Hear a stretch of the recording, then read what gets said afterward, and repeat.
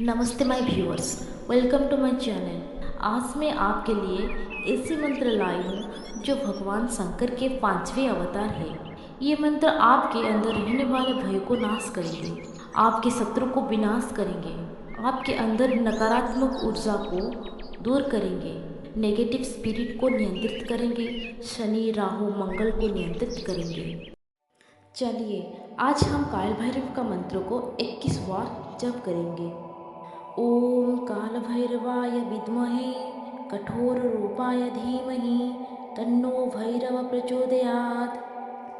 ओम काल भैरवाय विद्महे कठोर रूपाय धीमहि तन्नो भैरव प्रचोदयात्।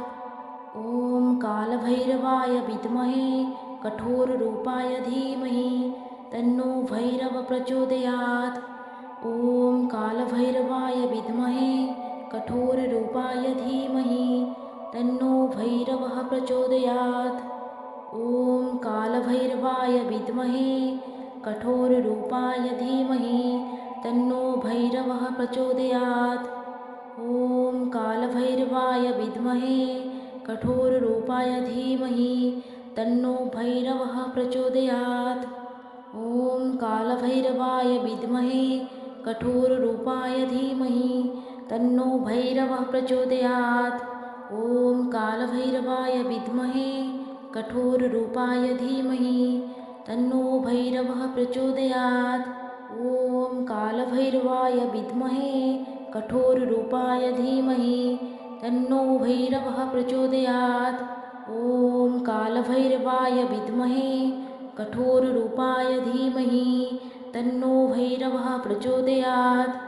ओम काल भैरवाय विद्महे कठोर रूपाय धीमहि तन्नो भैरवः प्रचोदयात्। ओम काल भैरवाय विद्महे कठोर रूपाय धीमहि तन्नो भैरवः प्रचोदयात्। ओम काल भैरवाय विद्महे कठोर रूपाय धीमहि तन्नो भैरवः प्रचोदयात्। ओम काल भैरवाय विद्महे कठोर रूपाय धीमहि तन्नो भैरवः प्रचोदयात्। ओम काल भैरवाय विद्महे कठोर रूपाय धीमहि तन्नो भैरवः प्रचोदयात्। ओम काल भैरवाय विद्महे कठोर रूपाय धीमहि तन्नो भैरवः प्रचोदयात्। ओम काल भैरवाय विद्महे कठोर रूपाय धीमहि तन्नो भैरवः प्रचोदयात्। ओम काल भैरवाय विद्महे कठोर रूपाय धीमहि तन्नो भैरवः प्रचोदयात्। ओम काल भैरवाय विद्महे कठोर रूपाय धीमहि तन्नो भैरवः प्रचोदयात्।